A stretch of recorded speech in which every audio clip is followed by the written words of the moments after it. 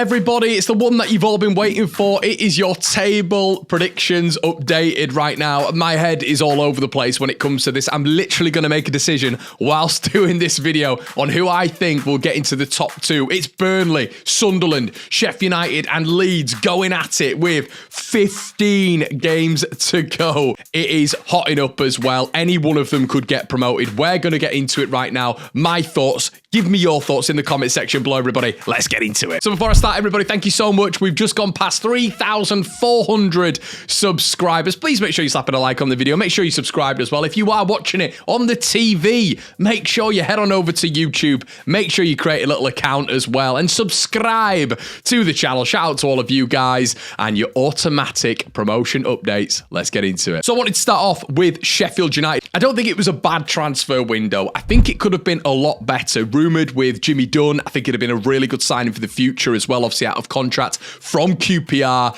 and, you know, going into the summer, I think that would have been a really good acquisition for Sheffield United. Gives me very much Collins vibes at Brentford. I think he could definitely adapt to the top level. That would have been a really good signing. Harry Darling, I think it'd have been a decent signing for them as well. I think the one of which I think the entire division would have looked at for Sheffield United and gone, wow, what a signing, would have been Tanganga, and maybe they'll revisit that if they do get to the Premier League, but that would have been a top signing. But Millwall have done really well keeping hold of the central defender. Now, I think the signing of Rob Holding, we just don't know. The guy's played 98 times in the last 9 years. It's not a great rap sheet. They've obviously gone over their loan picture as well. You can only have 5 in a matchday squad. They've got 6, which means someone misses out. Who's that going to be? Harry Clark coming in. They were after John Joe Kenny. That was the first target. Harry Clark coming in. I don't think it's bad. I don't mind the signing of Hamza Chowdhury. He came in against Derby, did really well for the Blades. It'll be interesting to see how he develops, if he's properly able to acclimatise going forward, and obviously with the remaining 3 or 4 months left, I should say. I think Tom Cannon and Ben Brereton Diaz both linking up for that goal against Derby as well. They're the main signings for me. They're really good additions at this level. The Premier League, there's a conversation to be had there when it comes to can they acclimatise to that level, but Ben Brereton Diaz has got a good history with Sheffield United. I think that's a really decent addition. So it's been an okay window for Sheffield United. I think it could have been a lot better. I think Wilder and Sheffield United fans similar, maybe a little bit worried about Sheffield United when it comes to the centre-back region. Obviously losing Suter, absolutely massive. Replacing him with Rob Holding, it could have been a lot better for me there, and I think obviously you build from the back. So we'll have to wait and see if that is going to be affected. I think when you do look at the statistics at this level as well, Sheffield United are doing okay. I think the one that stands out is probably expected goals, of which Sheffield United are in 10. That needs to drastically increase. You know, they need to start creating a few more chances. Clean sheets right up there, which is really impressive. 17 clean sheets. Obviously Burnley top with 22, Leeds second with 19. I think goals per match as well, it kind of needs to increase, and that's obviously with them being, you know, XG in 10, being in 6th place when it comes to goals per match. They need to increase that metric 100% for this one. Shots on target per match as well, big chances. 19th in the division. So it's telling you right now that Sheffield United are not creating enough, you know, when it comes to that equilibrium. They need to start creating more chances, and hopefully with some of the signings that have come in with Tom Cannon, with Ben Brereton Diaz, they're going to be able to do that right now. But the Sheffield United last 6, it's so interesting to look at when it comes to the fixtures, because I think taking out Burnley, Sheffield United's last 6 are really, really favourable. So if we just have a quick look at that right now, Millwall at home, Plymouth away, Cardiff at home, Stoke away, and Blackburn at home. I think for Sheffield United, especially if they're in full swing at that point, are very favourable, and maybe that's where it gives them the edge at this moment in time. But positives and negatives when it comes to Sheffield United, but my goodness, they're going to be close. If we're just looking at Leeds United, everybody, I mean, they're top of every single metric that you want them to be part of. They're not conceding a lot of goals. They've not conceded a goal in 6 games right now. And I'll be honest, I know I'm maybe slightly biased, but I think Leeds will get promoted, and I feel like I am quite level-headed on this channel, but I do feel Leeds will get promoted. I think they're in the flow state right now. They've had a standout week, beating a really impressive Coventry side who've gone 5 wins on the bounce, putting 7 past unbeaten in 7. Cardiff, yeah, I think Leeds have got a good squad depth right now as well. Only 1 player injured in Patrick Bamford. I think they're going to win the league. That's what I personally think, and I think Leeds are just increasing now, as I've just mentioned. They're in that flow state, so I think it's going to be Leeds and maybe one other right now, but they're the first team that I'm going to pick in that top 2. So looking at Sunderland, everybody, they're the interesting one. They're the ones that I've been going for throughout this season in turn. the top two. Has that prediction changed a little bit? Well, we're going to get onto that at the end of the video in terms of my final predictions. But I think Sunderland are doing really, really well right now. I think what I like about them is that the statement win that they've had. And I think Sheffield United need that statement win. They've been beaten by Burnley at home. They've been beaten by Leeds away. They've obviously been beaten by Sunderland, and I think for the two games that they played against Sunderland, Sunderland looked like the better team, and that doesn't mean you get promoted. You know, it doesn't mean you get promoted. That doesn't happen. You win the other games, you get promoted. Leeds United famously beat Ipswich twice and Leicester twice, but didn't get promoted, so it doesn't matter. However, I think those underlying stats might hurt Sheffield United a bit, but when you look at Sunderland, they're in a lot of the top metrics when it comes to big chances created, even clean sheets, they're higher than what I thought they were. Shots per match, they're quite high as well when it comes to being in third. Expected goals, they're in fifth. You know, clean sheets, they're in fourth. Goals per match, they're in fourth. Goals conceded per match, they're in fourth. Big chances they've created, they're in fourth. So Sunderland are very, very equal on both matters here. What they both need to do in Sheffield United and Sunderland is get that goal difference higher, because that could be massive, and Burnley massively outweigh them. Leeds are just on their own sort of trajectory at the minute with 43 GD. So I think Sunderland are a little bit more balanced in everything else, touches in the opposition box high as well. So I think their balance across the board is very decent defensively, very decent going forward. And I think across that balance, that's why Sunderland are probably a little bit more excited at the minute. But I think Sunderland, what I will say is their last six, I think, are a little bit trickier than Sheffield United. You know, they've got Norwich away. I think Norwich will be pushing for that playoff spot like they always do towards the back end of the season when they revive. And obviously they brought in a couple of decent signings, including Lewis Dobbin. But Bristol City away might be tough for them. Their season might be over there, but, you know, Sunderland could be a tricky one down there. Blackburn at home, John Eustace, you just don't know what you're going to get with them. But obviously Sheffield United are coming up against them as well.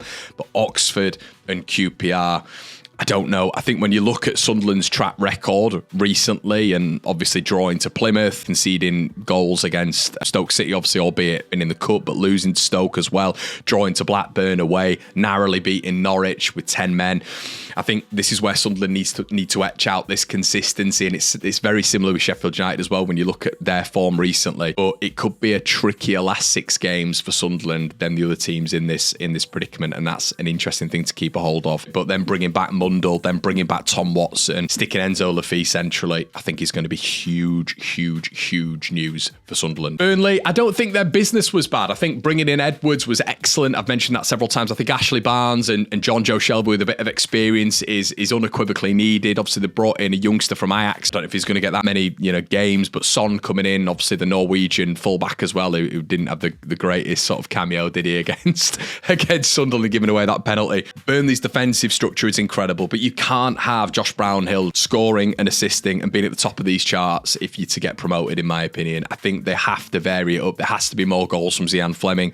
There has to be more contributions from Jayden Anthony. Edwards is going to have to come in and change those 0-0s to 1-0s as well. I think even the game against Oxford, I don't think you can get the manager bringing on John Joe Shelby when you can bring on Edwards for his debut and just kill them off and maybe get a 2-3-0 at home and really prove to the Burnley fans that you are going to put a lot of emphasis on attack right now, because that just isn't where Burnley are. You know, XG, I think they're bottom 4 shots per game. They're nowhere near it.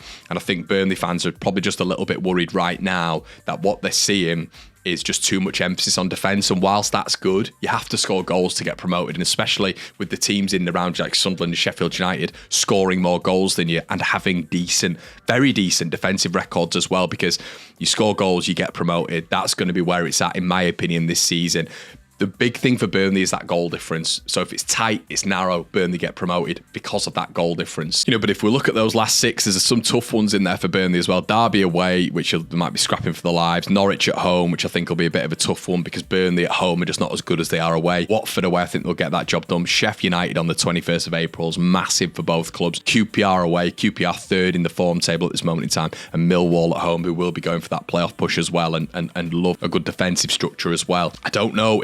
I think it's a tougher last 6 than what Sheffield United have got. I think it's a tougher last 6 than what Leeds United have got as well. But yeah, we'll have to wait and see with Burnley. But I just think they need to start getting a little bit more emphasis on that attacking structure. And Scott Parker's got to start encouraging that a little bit more for me to be completely convinced that Burnley are getting promoted. I think just looking, before we get into the final predictions, everybody, I think Sunderland have had a statement win this week. I think Leeds United have had a statement week. I think Burnley, you could talk about that Blackburn win.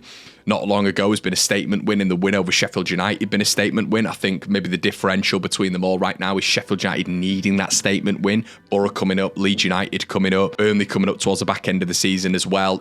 Wednesday coming up. There are so many opportunities for a statement win, and I think that might convince a few people like me that they're going to get in there. But yeah, they need that right now for me because it's too tight, it's too close for comfort. But I think Leeds are going to win the league, everybody. I think a lot of people are saying the same thing. I don't think I'm coming from a biased perspective there. My second prediction right now is going to be Sunderland. And the reason behind that is I think across the board, Sunderland are performing better than Sheffield United. I think as a combination defensively and offensively, I think Sunderland are better across the board. I think they're a better team to watch as well. I think they've got more in their artillery to break teams down than what Sheffield United have got, which I think is just quite a bit of the time based on raw quality, which does work. It does work. And currently you see Sheffield United ahead of Sunderland. But I do think when Mundle comes back, I do think when Tom Watson comes back, I do think when you get Enzo Lafay in that central space, I think it's going to be more dangerous, and I think they're going to have more weapons to go and win a lot more games. And I do think that Regis Labrise is a fantastic coach. I think he's a better in-game coach than what Chris Wilder is. And I think they're going to come in at second. I could be wrong. In third, I've got Sheffield United, a very, very close third. I just don't know if Sheffield United are going to get that consistency. I think the last 6 games is huge for Sheffield United. I just wonder in the games before there against the likes of Sheffield Wednesday, they're going to drop points. Burnley in and around that top that 6 as well. That last 6 games, are they going to be able to go there and win? They've already lost, I thought, pretty comprehensively to that Burnley side at home. Are they going to be able to go and beat them away? I'm not convinced. So we'll have to wait and see on that one. But I think we just need to see a little bit more consistency from Sheffield United to be able to be convinced as a group that they'll go up. And I think Burnley will end up in 4th. I think it's going to be really, really tight. But I just don't think you can go up just on that defensive record. You've got to start seeing a little bit more offensively, for me anyway. So let me know what you think in the comment section below, everybody. First Leeds, second Sunderland, third Sheffield United, and 4th Burnley. They're my updated predictions for the back end of the season. Do you agree? Do you disagree? Let me know in the comment section below with your reasons why. I'll see you in a bit. Cheers.